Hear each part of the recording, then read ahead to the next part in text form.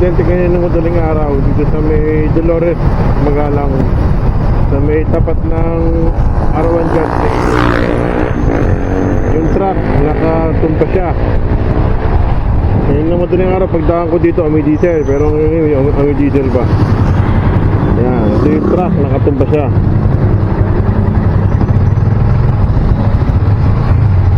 Tapos, ito naman yung kotse,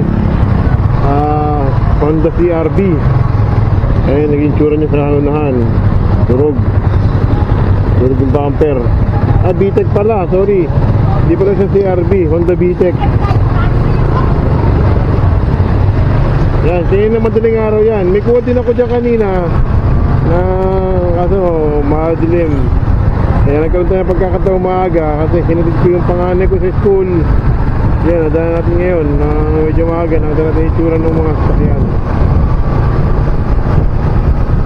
Sana okay yung mga yung driver ng truck saka yung driver ng Honda VTEC. Kung sakali mo may mga pasahero sila or sa truck, yung tawag dito yung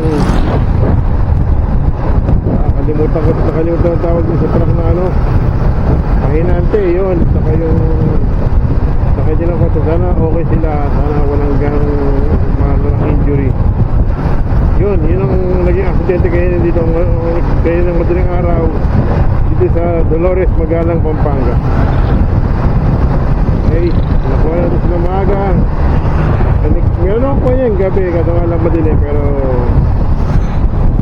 yan natin.